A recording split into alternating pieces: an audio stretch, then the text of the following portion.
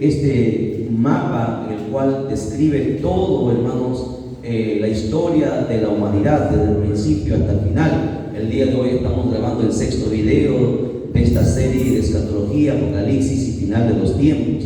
El 6º video para todos los amigos que están ahí conectados a través del canal. Vamos rápidamente a ir a la Biblia. Nos hemos quedado en lo que es el rapto. Hasta ahí hemos llegado. De ahí vamos a continuar. Primera de Tesalonicenses capítulo 4, verso 14 hasta el 17. Vamos a lecturar. Ahí vamos a empezar así. Primera carta de los Tesalonicenses capítulo 4, verso 14 al 17. Vamos a procurar hacerlo lo más rápido posible para terminar, porque queremos ya entrar, hermanos, a estudiar Apocalipsis, capítulo por capítulo. ¿Lo tenemos? Primera carta de Tesalonicenses capítulo 4, verso 14.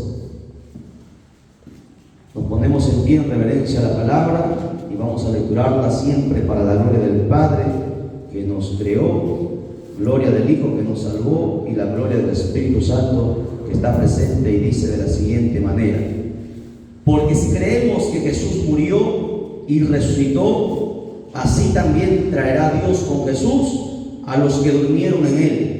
Por lo cual os decimos esto en palabra del Señor, que nosotros que vivimos, que habremos quedado hasta la venida del Señor, no precederemos a los que durmieron, porque el Señor mismo, con voz de mando, con voz de arcángel y con trompeta de Dios, descenderá del cielo, y los muertos en Cristo resucitarán primero.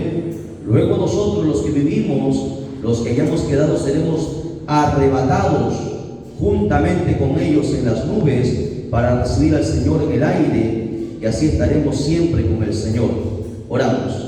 Bendito sea tu nombre, Padre mío, Dios del cielo y de la tierra. Nos humillamos ante tu presencia, reconociendo, amado Dios, que sin ti nada somos. Señor Dios mío, te pedimos en esta hora que sea tú quien nos ministre por tu palabra, que tu palabra, Señor Dios mío, sea entrando dentro de nuestro corazón, de nuestra alma, de nuestro espíritu, bendito Dios, y nos permita aprender para prepararnos, Señor Dios mío, y luego poder enseñar, Señor Dios mío, de las cosas que van a venir, Señor, en esta tierra. Padre, Señor Dios mío, que tu Santo Espíritu toque Señor, nuestro corazón, nuestra alma, nuestro espíritu, y nos llene de tu conocimiento, de tu sabiduría, porque tú la repartes, Señor Dios mío, a todo corazón dispuesto. En el nombre de Jesús reprendemos, Señor Dios mío, y cancelamos todo poder del diablo, declaramos inoperante, Padre mío, que se vaya el sueño, la pereza, el cansancio, y que solamente, Señor, tu Santo Espíritu nos ministre en esta hora, en el nombre de Jesús. Amén, amén y amén. Tome su asiento, saque su cuaderno, su lapicero, y vamos a empezar entonces la 6ª clase de esta serie que hemos aperturado. Bien, ya hemos estudiado, hemos ido desde el principio, desde el Génesis 1:1, ya han transcurrido 4.000 años, ¿sí? Desde el Génesis 1:1, 4.000 años han transcurrido hasta el arrebatamiento, porque hasta ahí nosotros hemos llegado, ¿verdad? En todas las clases anteriores, las 5 clases, hemos estudiado bastantes puntos interesantes, ¿no? Desde, recuerde, el diluvio preadámico, el diluvio de Noé, los 2 diluvios que hubo, desde el principio cómo se formó todo, ¿no? Según lo que la Escritura nos dice, etcétera, etcétera. Bien, entonces he puesto aquí algunos datos importantes antes de llegar, porque estamos aquí, fíjense el puntito rojo, estamos aquí. Hasta aquí hemos llegado, la última sesión. Desde aquí hemos ido, desde que Dios primero creó los cielos y la tierra, lo hizo perfecto, hasta aquí. Ahí hemos lecturado en lo que corresponde al rapto. Algunos datos interesantes que han transcurrido en el Antiguo Testamento son eventos importantes. Por ejemplo, que Enoc, aquí le he puesto aquí abajito, Enoc apareció 365 años en Génesis 5:23, habla sobre Enoc que caminó con Dios y luego desapareció. 365 años estuvo en esta tierra y luego partió. Eso hablando desde, recuerde, desde el comienzo, desde que Dios puso a Adán y Eva, hermanos, en la tierra. ¿Ok? Luego viene un personaje importante también, Matusalén, el hombre que vivió más años, 969 años, que aparece en Génesis 5:27. Son referencias que estoy agregando que no hemos mencionado en la clase anterior, para que usted pueda complementar puntos importantes o acontecimientos importantes en cuanto a la historia cristiana. Después de Matusalén, recuerde que vino Noé. Noé vivió 950 años, según Génesis 9:29. Luego, después de Noé, recuerde, después del diluvio de Noé aquí, este gran diluvio, recuerde que los 8 que sobrevivieron sobreprobaron la tierra, ¿verdad? Y ellos se extendieron por toda la tierra, pero antes de ser extendidos hubo un acontecimiento importante. Antes de que la gente se esparciera por toda la tierra, se habían juntado en un lugar llamado Babel. Por eso que le he puesto ahí, es donde Dios, hermanos, abre los idiomas. Aquí en Génesis capítulo 11 se apertura los diferentes idiomas, donde Dios confundió la lengua y entregó diferentes idiomas a todas las personas para que no edificaran esa torre que estaba fuera de la voluntad de Dios. La pregunta es: ¿por qué Dios destruyó la torre de Babel? Porque aparentemente era algo bueno, ellos querían escapar. Dijeron: bueno, si ya ha habido un diluvio y ha tapado los montes más altos, entonces puede que haya otro diluvio. Si Dios se enoja, vamos a construir una torre tan grande que si el agua sale, nosotros podamos escapar y no podamos morir. No era un pensamiento aparentemente bueno, pero no todos los pensamientos buenos son agradables delante de Dios, ¿no? Dios tuvo que confundirlos y tuvo que destruir esa torre, porque el mandamiento de Dios en la escritura era en Génesis: esparcidos por toda la tierra, fructificad y multiplicados. Pero la gente siempre es rebelde, la gente jamás quiere obedecer, quiere siempre hacer su propia voluntad, y ese es el problema hasta el día de hoy, 6000 años después, del ser humano, que siempre quiere hacer lo que le aparece. Pero Dios ha establecido sus principios, sus estatutos, sus reglamentos, sus leyes, sus mandamientos, sus ordenanzas, para que a nosotros nos vaya bien. Pero el ser humano no quiere hacer eso. Por eso aconteció lo que pasó en Babel. Después de la torre de Babel, otro evento importante en la historia cristiana en el Antiguo Testamento es, hermanos, aparece un personaje llamado Abraham en Génesis capítulo 17, conocido como el padre de la fe, al cual Dios llamó. Recuerde que después que Noé ya había muerto, todos habían, hermanos, los hijos de Noé también habían fallecido, la tierra se sobrepobló y se esparcieron, pero todos, hermanos, se habían olvidado de Dios. Nadie se acordaba de Dios, pero sin embargo había un personaje que no conocía a Dios llamado Abraham, pero en su corazón había temor. Sus padres les habían inculcado que había un Dios en los cielos. Todavía no lo conocía, pero había ese temor, y cuando hay temor en el corazón del ser humano, Dios, hermanos, se acerca. Dios se acercó a Abraham y le habló, lo llamó. Eso apareció en Génesis capítulo 17. Luego de Abraham, otro personaje importante en la historia cristiana es su hijo, llamado Isaac, en Génesis capítulo 21. Recuerde, sin Isaac no hubiera habido Israel, porque Isaac es el padre de Jacob, al cual Dios le cambió el nombre y le puso Israel. Después de Isaac viene Jacob, en Génesis capítulo 25 hasta el verso 26. Y después de Jacob, recuerden, Jacob, ¿cuántos hijos tuvo? ¿Se acuerdan? ¿Cuántos? 12 hijos, ¿verdad? Pero de uno solo se recuerda, ¿no? ¿O usted conoce la historia de los 12? De uno solo. ¿De quién conocemos la historia? De José, ¿verdad? Porque cuando tú honras a Dios, Dios te honra. Y mira, han pasado más de 5000 años y se sigue hablando de este personaje llamado José. Aparece en Génesis capítulo 20 y toda la historia que nosotros conocemos, ¿no? Bien, después de José, Israel se forma como nación en el año 430 años. Esto aparece en Génesis capítulo 12, verso 40. Israel es formado, pero Israel va, hermanos, a Egipto, cosa que Dios no le mandó. Fueron a Egipto y se quedaron ahí por muchos siglos. Luego apareció en Éxodo capítulo 13 un personaje llamado Moisés, el cual usted sabe que rescató a Israel de la esclavitud de Egipto. Después de Moisés, otro personaje importante en la Biblia es Josué. ¿Se acuerdan de Josué? Josué, no solamente Josué, ¿el otro cuál era? El otro personaje que andaba con Josué, ¿se acuerdan su nombre? Nadie recuerda de ese personaje, pero fue un personaje muy importante, que casi no he escuchado casi los evangelistas o los pastores predicar sobre Caleb, ¿sí? Caleb. Josué y Caleb, los dos únicos sobrevivientes de una gran nación, ¿no? De 1.5 millones, porque los israelitas eran esa cantidad, ¿sí? 600,000 eran los varones contados de los 18 años hasta los 50 años. No se contaron ni los niños ni adolescentes, no se contaron los ancianos, no se contaron las mujeres. De una población de 1 millón, más de 1 millón y medio de personas, solamente todos nada más pasaron la tierra prometida. Imagínense, ¿no? Josué y Caleb. Vamos un día a hablar sobre estos dos personajes. Luego, después de Josué y Caleb, aparecen los jueces.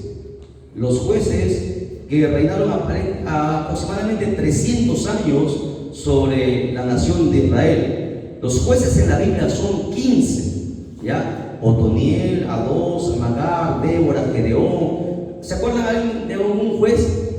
A ver, ¿han leído Biblia, no? Los que han leído Biblia, mencionen algún juez. ¿No saben el nombre de los jueces? Al menos de uno. Samuel. ¿Quién más? Sansón fue otro juez, ¿no? Débora. Hubieron 15 jueces que Dios había levantado. Recuerden, no había profetas en ese tiempo. Primero fueron los jueces, ¿ok? Después de los jueces vienen los reyes y de ahí vienen los profetas. Hay 15 jueces en la Biblia que por 300 años juzgaron a Israel. Ya no estaba ni Moisés, no estaba ni Josué. Ellos estuvieron, hermanos, juzgando, pero como no quisieron jueces. El último juez, ¿quién fue? ¿Quién fue el último juez de Israel? Interesante. No, Sansón no fue el último juez. He dicho, mira, está fácil. Si después de los jueces vienen los reyes, David. Ya. ¿Quién fue el primer rey? Saúl. ¿Y quién ungió a Saúl? Samuel. Entonces fue el último juez. Cuando desecharon a Samuel, porque Israel lo desechó, o sea, Israel desechó a Samuel. Por eso Dios dijo, a ti no te han desechado, dijo, a mí me han desechado, le dijo Dios. Entonces ellos pusieron su rey, Saúl, que Dios no lo había puesto. Por eso que Saúl también fue cortado, ¿ok? Y de ahí aparecen todos los reyes, ¿no? Recuerda que Israel se dividió. ¿En dónde se dividió, hermano, la nación de Israel? Se dividió en dos partes, llamada la nación del norte y la nación del sur. Israel era uno solo. Con Saúl empezó, luego fue David, luego fue Salomón, y de ahí hubo su hijo de Salomón, se llamó Roboam.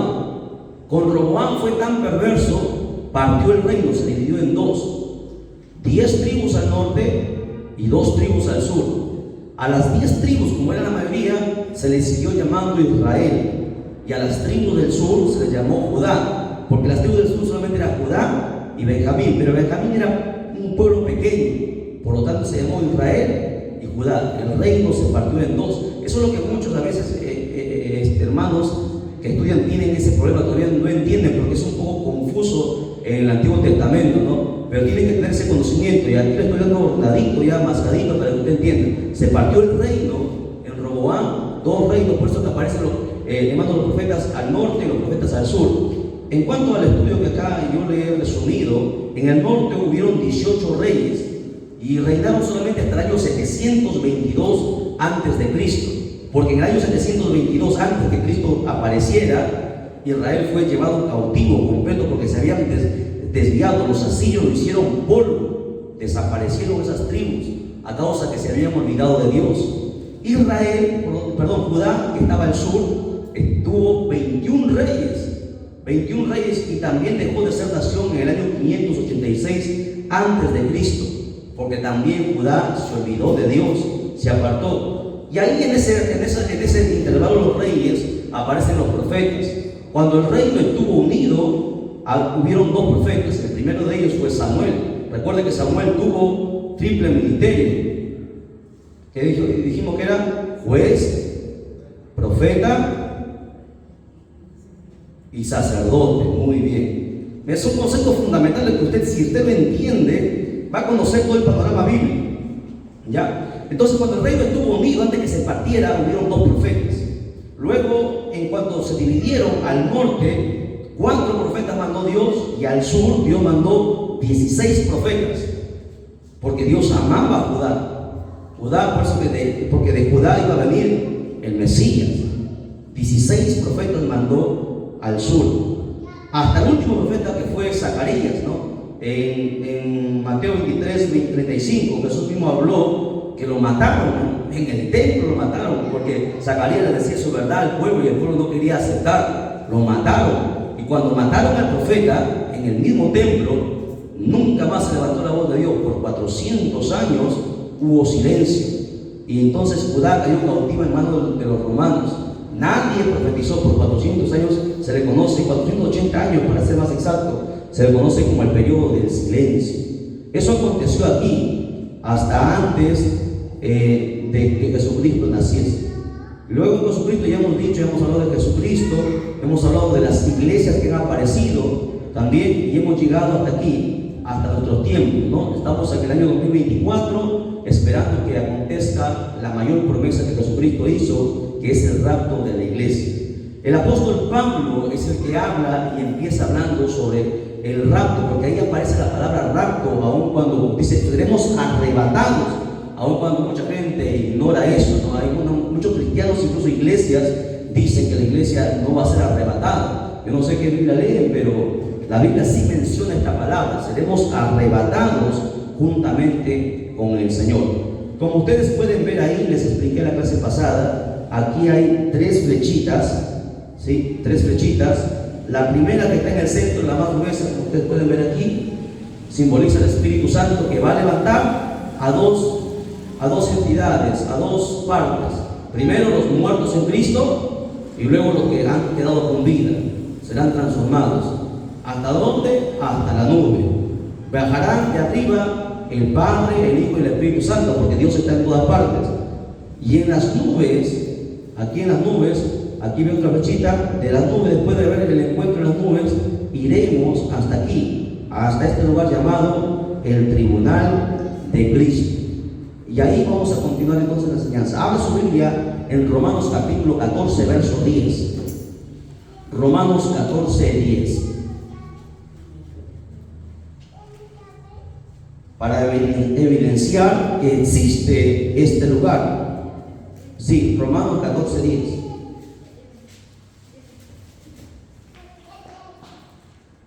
Dice: pero tú, ¿por qué juzgas a tu hermano? O tú también, ¿por qué menosprecias a tu hermano? Porque todos compareceremos ante el tribunal de Cristo. ¿Quiénes todos? ¿De quién está hablando el apóstol Pablo? ¿Será que los que se quedan también? No, está hablando de los que han sido arrebatados, los que van a ser levantados en aquel día en el rapto. Antes de entrar al paraíso, pasarán por un lugar llamado el tribunal de Cristo. Todos los que hayan sido arrebatados entrarán en ese lugar, dice la Escritura. Es más, 2 de Corintios capítulo 5, verso 10, segunda carta a los Corintios capítulo 5, verso 10, dice lo siguiente. ¿Lo encontró? Porque es necesario que todos nosotros comparezcamos. ¿Y por qué Pablo está diciendo todos nosotros? Porque Pablo estaba refiriéndose que suponía que todos los que estaban en la iglesia, todos estaban listos para ser arrebatados, ¿no? Pero sin embargo hay algunos que no estaban listos. Pablo tenía esa seguridad que todos los que estaban ahí, la iglesia primitiva estaba lista. Si el arrebatamiento acontecía, todos tenían que ser arrebatados, porque todos estaban con la unción. Recuerde que la iglesia primitiva era la iglesia más poderosa. Recuerden que en esa iglesia hasta los jóvenes profetizaban, los jóvenes hacían señales y milagros, todas las cosas las tenían en común. Nadie era más pobre ni más rico. Ya no se entregaba ahí el diezmo, no entregaban. ¿Cuánto entregaban, Jairo? Porque hoy cuesta entregar el diezmo a la gente. En aquel entonces la iglesia primitiva, ¿cuánto entregaban? El 100%, ¿no? A la gente le cuesta entregar el diezmo, pero en la iglesia primitiva se entregaba el 10%. No el 10%, sino el 100%. Todas las cosas lo tenían en común. Vendían sus casas, sus heredades, y lo repartían a todos por igual los apóstoles.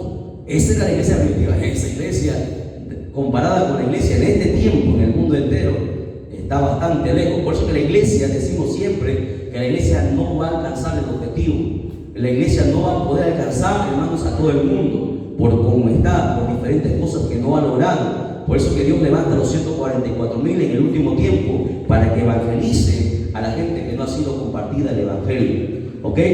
Bien, entonces el apóstol Pablo dice: es necesario que todos comparezcamos ante el tribunal de Cristo, para que cada uno reciba según lo que haya hecho mientras estaba en el cuerpo, sea bueno o sea malo. Desde el día que nosotros nos convertimos a Cristo, desde aquel día, recuerda que en el cielo existe la mejor computadora del universo. Aquí las computadoras necesitan corriente para funcionar y tienen un cierto tope, memoria se llena y hasta ahí queda. Pero la computadora del cielo no, la computadora del cielo tiene todo un registro donde nada, absolutamente nada se olvida. Cada obra, cada cosa que hagamos con la intención del corazón o solamente por obra, todo está siendo registrado. Dice: cada uno recibirá según lo que haya hecho en el cuerpo, sea bueno o sea malo. Eso quiere decir que va a haber gente que ha hecho cosas malas, ¿no? Nadie lo sabe, ¿no? Ni el pastor lo sabe, pero Dios sí lo sabe. Todo está siendo registrado y cada uno recibirá su recompensa. Para eso Dios puso el tribunal de Cristo, porque Isaías dice que nada del mundo entrará al cielo. Todos tenemos que pasar por el filtro. El primer filtro es el rapto. Es el primer filtro, ¿no? Y usted sabe que siempre cuando usted va, no sé yo, a colar, usted huela algo y a veces se pasa, ¿no? La gente lo pasa por otro filtro para evitar impurezas. Allá en el cielo Dios ha preparado dos filtros, ¿no? El rapto y el tribunal. El tribunal será el otro filtro, donde la gente, dice la Biblia, que la gente va a recibir pérdida. En aquel entonces muchos llorarán, porque recibirán pérdidas, porque han edificado sobre heno, paja, madera, y cuando el fuego pase, todo será consumido, no quedará nada. Pero los que han edificado sobre oro, piedra preciosa y plata, hermanos, recibirán una gran recompensa. Bien, eso es en cuanto al tribunal de Cristo. En ese tribunal seremos nosotros juzgados según lo que hayamos hecho en el cuerpo, sea bueno o sea malo. Luego, como usted ve aquí, en este tribunal que he puesto aquí, esta balancita que significa donde Dios va a pesar. ¿Qué va a pesar ahí, hermana Marilu? ¿Qué cree que va a pesar Dios ahí? Claro, las obras, la intención de las obras. Porque mucha gente a veces hace cosas para que le aplaudan, para obtener dinero. Usted ve que gente predica por dinero, por fama, ¿no? Pero aparentemente la gente le aplaude porque, bueno, qué gran siervo de Dios, qué gran hombre de Dios, qué gran ministerio, ¿no? Pero ¿qué hay en su corazón? ¿Qué es lo que están persiguiendo? Dios sí lo sabe, ¿verdad? Ahí Dios pesará la intención de nuestras obras, ¿no? Y en aquel día a muchos le dirá: mené, mené, tekel, uparsin, pesado ha sido y ha sido hallado falto. Porque ahí nadie engañará a Dios. Dios sabrá qué hay dentro de nuestro corazón. Y además nosotros mismos conocemos nuestro corazón, ¿eh? Porque la Biblia dice: engañoso es el corazón, más que todas las cosas. ¿Quién lo conocerá? Dice Jeremías, ¿no? ¿Cómo yo sé si mi corazón es bueno o malo? Por la palabra. La palabra, porque yo puedo pensar que estoy bien. ¿Sí o no? Puedo pensar porque mi corazón así lo dice. Porque la gente se mueve por los sentimientos ahora. Pero el corazón es perverso. ¿Me entienden? El corazón es perverso. Pero Dios sí conoce todo. Y ahí será pesada en esa balanza las intenciones de las obras. Bien, después de ahí, de ese evento maravilloso que es el tribunal de Cristo, la iglesia va a pasar al tercer paraíso. Decimos tercer paraíso, como dice ahí, ve aquí, dice paraíso. ¿Por qué tercer paraíso? Porque el primer paraíso se encontraba aquí, miren. ¿Dónde estaba el primer paraíso? ¿En dónde? Pues, ¿en dónde? En la tierra, en Edén, el primer paraíso. El segundo paraíso se encuentra acá, en el seno de Abraham. Por eso que todos los que morían aquí, los santos del Antiguo Testamento, morían y se iban para acá, al seno de Abraham. Luego, cuando Cristo muere, aquí ven. Eso ya lo hemos explicado la clase pasada. Voy a repasarlo porque algunos no han estado con sueño. A ver, hermanita, la que se está durmiendo, a ver, peñísquela, que se está durmiendo, bajo mi autorización, ya, peñísquela que se está durmiendo. Ya, listo. A ver, para los que se han olvidado, habíamos dicho, presten atención y demostramos por la Biblia, que, mira aquí la flechita, mira el puntito rojo, ¿ya? Aquí Jesucristo muere y va primero, ¿a dónde? Al infierno. Pedro, hablamos de eso, que Cristo va al infierno a predicar a la gente que estuvo ahí, porque mucha gente murió y no sabe por qué estuvo ahí. Por ejemplo, los incas, ¿no? ¿Por qué están ahí? Cristo fue a explicarles por qué están ahí. Luego del infierno, y hacemos las citas bíblicas, ya están, vean el video anterior lo que nos están mirando. Luego de aquí, Jesucristo se pasó el abismo, porque el abismo no lo pudo tener. Nadie puede pasar el abismo. Jesucristo pasó como si nada, ni los demonios, ni el diablo quiere entrar aquí, ¿no? Porque los que están aquí son seres que están encadenados, el diablo está encadenado. Los seres que están aquí, hermanos, son seres terribles. Hasta el mismo diablo para las orejas ahí. Jesucristo pasó como si nada. Llegó al segundo paraíso, lo encontró a todos los santos del Antiguo Testamento, a Moisés, a Abraham, a Job, todos ellos. Los dice, llevó cautiva la cautividad. En Efesios dice que estaban cautivos, porque si bien es cierto, estaban en el seno de Abraham, que era el segundo paraíso, pero no podían ir a otro lado, no podían pasar el abismo, no tenían a dónde ir. Jesucristo, estaban cautivos, los quitó y se los llevó al cielo. Por eso que hay una flecha que va para arriba. Se los llevó hasta el tercer paraíso, esperando que nosotros lleguemos. ¿Ok? Bien, ese es el resumen de la clase pasada para los que no han estado. Bien, ahora sí, volvamos nuevamente entonces acá al tribunal de Cristo. El tribunal de Cristo pasaremos a un lugar llamado el tercer paraíso, pero antes aquí yo he puesto aquí pintado de rojo que dice Cristo, porque muchos no entienden que Cristo es la piedra del ángulo, que es el fundamento principal.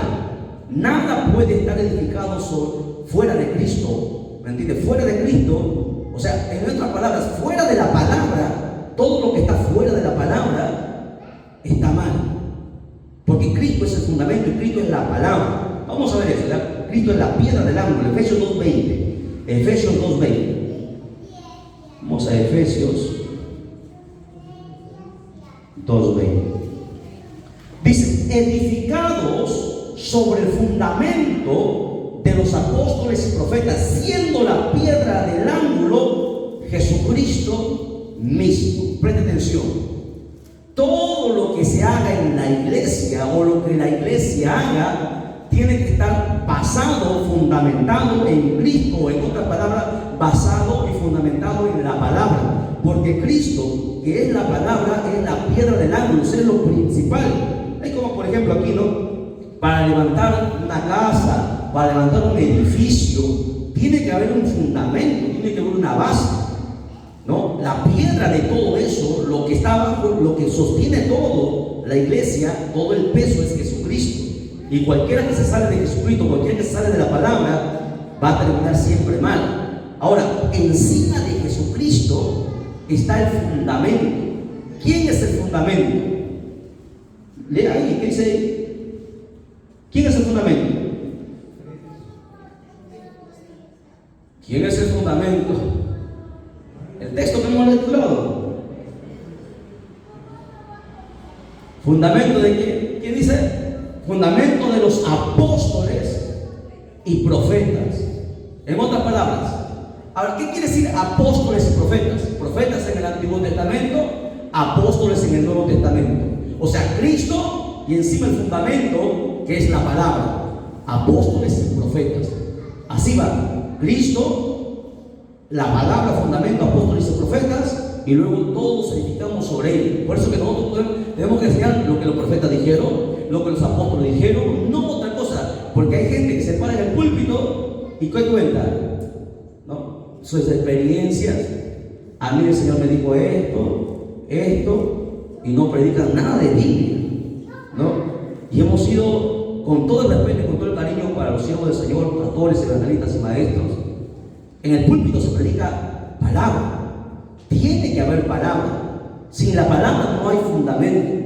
Lamentablemente mucha gente cuenta experiencias, cuenta hasta chistes hacen en los púlpitos, y hay que tener mucho cuidado con eso. ¿Ok? Cristo, el fundamento, la palabra, y ahí edificamos todo. Tenemos que predicarlos en otras palabras de lo que está escrito en la Biblia. Es más, vamos a demostrar un poquito más sobre el fundamento. ¿Ya? 1 Corintios capítulo 3, versos del 10 al 11. Primera carta a los Corintios, capítulo 3, versos del 10 al 11.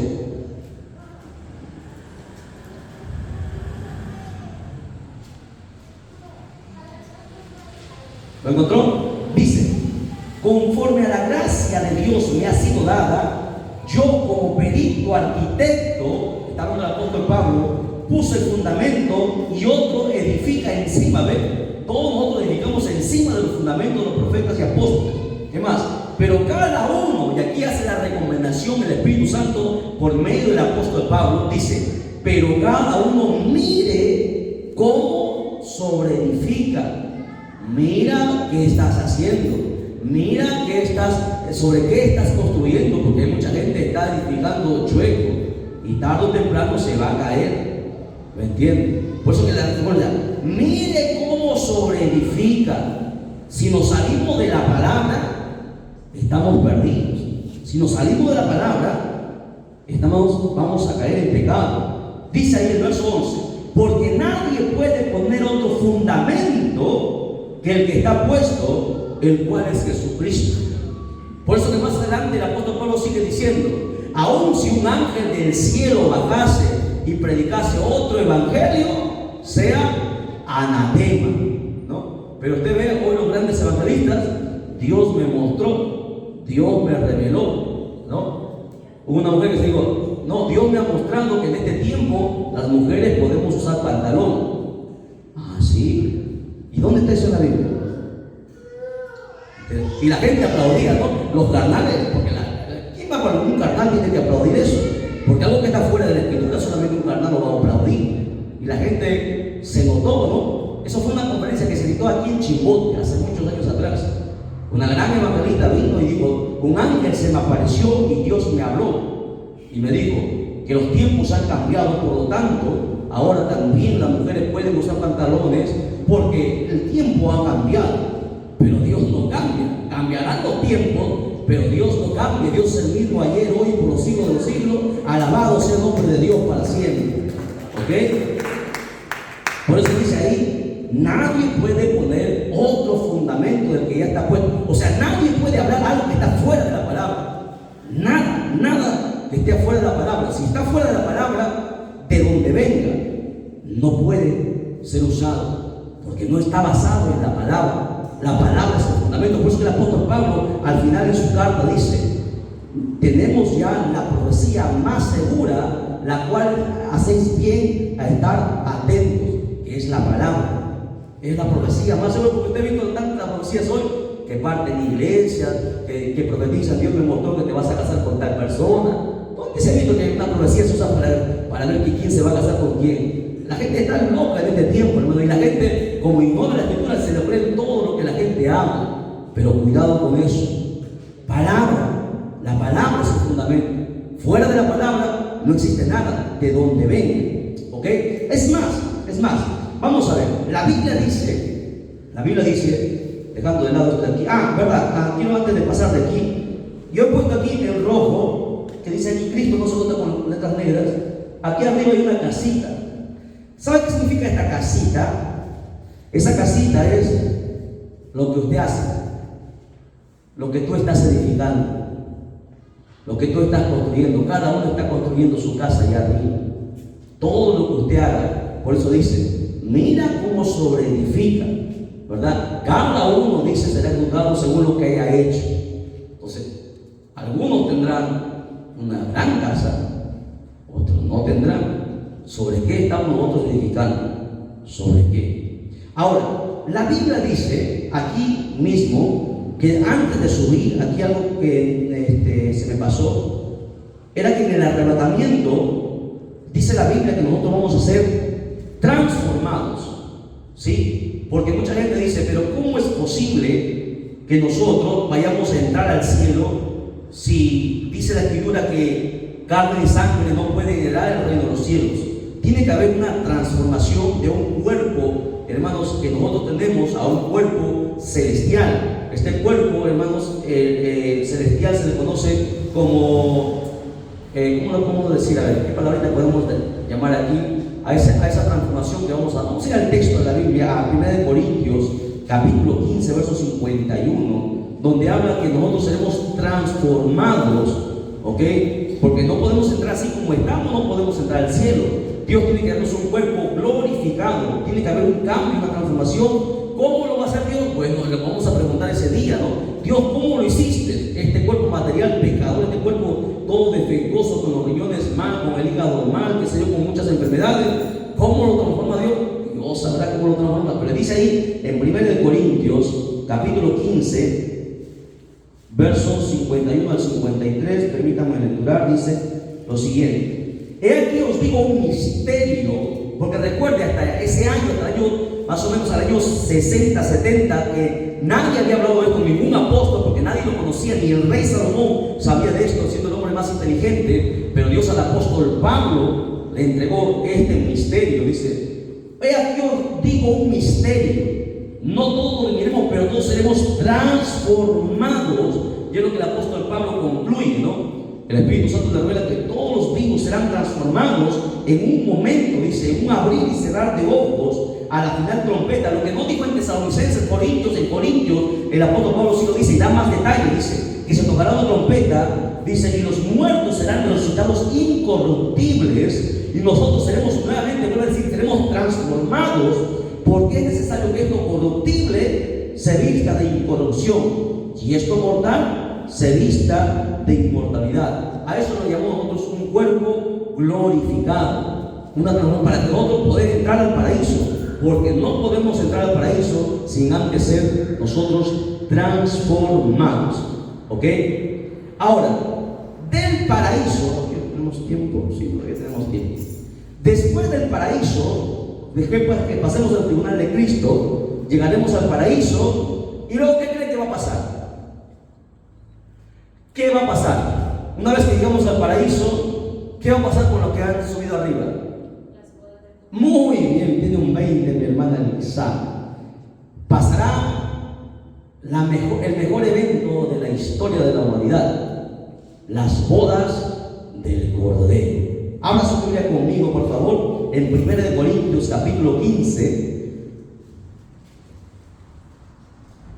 Perdón, Apocalipsis 19:7. Estaba leyendo el anterior. Apocalipsis 19:7.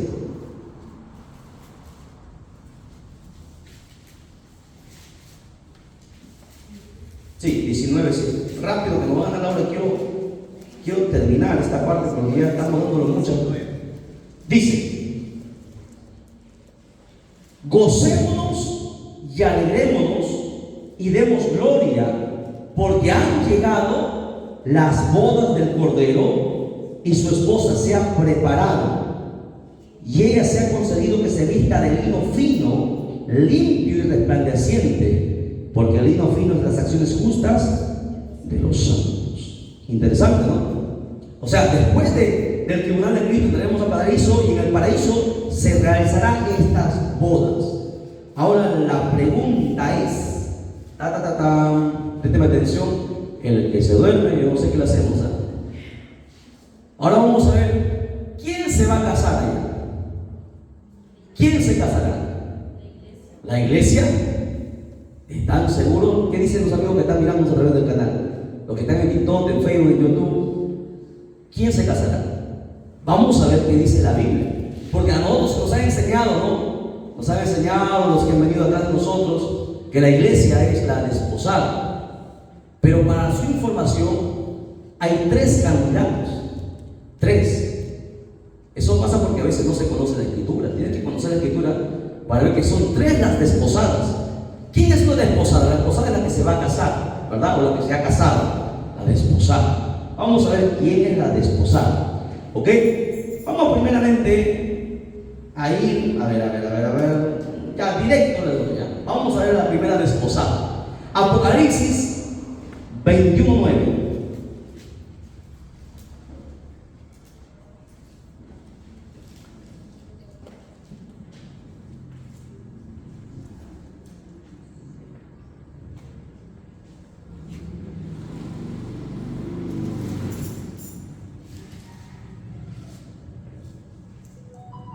¿Tienen encontró? Quiero que lo lean todos juntos conmigo. ¿Sí? ¿Estamos? Dice: vino entonces a mí uno de los 7 ángeles que tenía las 7 copas llenas de las 7 plagas postreras, y habló conmigo. Está hablando Juan. El ángel habló con Juan, ¿ya? Y el ángel le dijo: ven acá, yo te mostraré a quién, a la desposada del Cordero. O sea, el ángel iba a mostrar quién era la esposa. ¿Estamos? Bien, sigamos leyendo, el verso 10. Y me llevó en el espíritu, ¿a dónde? A un monte grande y alto, y me mostró a la iglesia. ¿A quién le mostró? Me mostró la gran ciudad santa de Jerusalén, que descendía del cielo de Dios. Sigamos leyendo. Teniendo la gloria de Dios, y su fulgor era semejante al de piedras preciosísimas, como piedra de jaspe, diafana como de cristal. Tenía un muro grande y alto con 12 puertas, en las puertas 12 ángeles y nombres escritos, que son los de las 12 tribus de los hijos de Israel. ¿Quién dice? Porque aquí ya no está hablando ni el profeta ni el apóstol. El ángel del Señor le muestra a Juan quién iba a ser desposado. ¿Y a quién le mostró? ¿A quién le mostró? No. A ver, el ángel estaba hablando con Juan. El ángel dice: ven, Juan, te voy a mostrar quién es la desposada. Y le muestra a quién. A la gran ciudad de Jerusalén. ¿Y cómo dice que es la iglesia?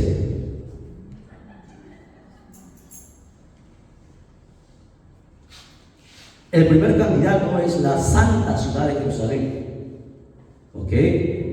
Y vamos a ver, quiero que vamos pensando ya. La primera candidata, la nueva Jerusalén. La nueva, porque la vieja está en la tierra, la nueva está arriba en el cielo, es de puro oro. ¿Ok? Primera candidata, porque ahí dice, ¿no?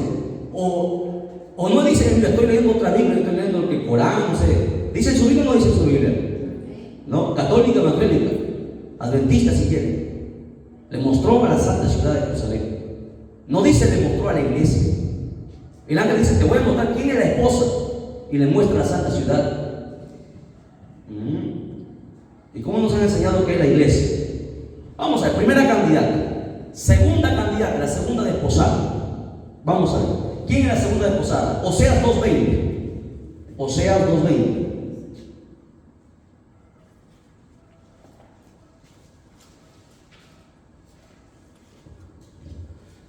Y te desposaré. Dios le está hablando a Israel, dice. ¿Lo encontró? Oseas 2:20. ¿Dónde estará Oseas? Dicen ahora. Velocidad bíblica. Oseas no está. ¿Lo encontró? Dice: y te desposaré conmigo. Mira lo que está diciendo Dios, en fidelidad, y conocerás a Jehová. Dios le promete matrimonio a quién? A Israel. Le está hablando a Israel. Ese mensaje es para Israel. Segunda candidata. Tercera candidata. Vamos a la Biblia. Tercera candidata.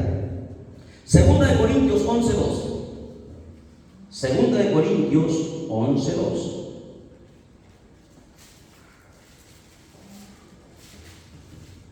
Tercera candidata.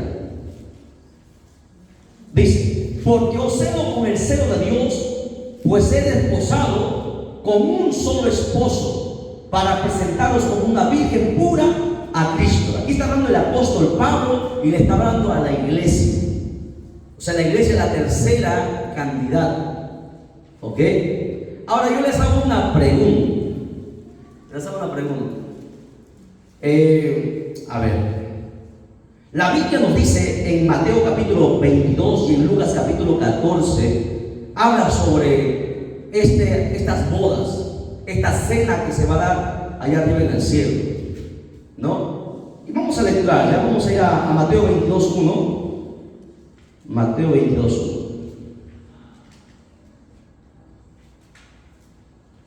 Rápido, porque no van a la hora. Dice: respondiendo Jesús, les volvió a hablar en parábola diciendo: el reino de los cielos es semejante a un rey que hizo una fiesta de bodas a su hijo. Ese rey es el Padre, el Hijo es Jesucristo.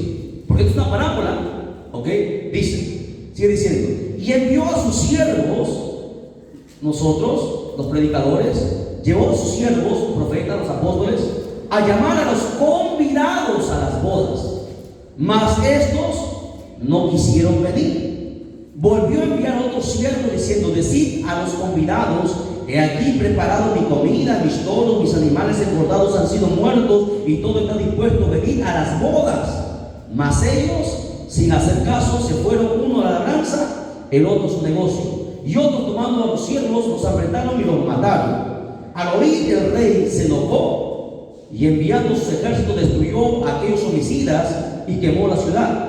Entonces dijo a sus siervos: las bodas a la verdad están preparadas, mas los que fueron convidados no eran dignos.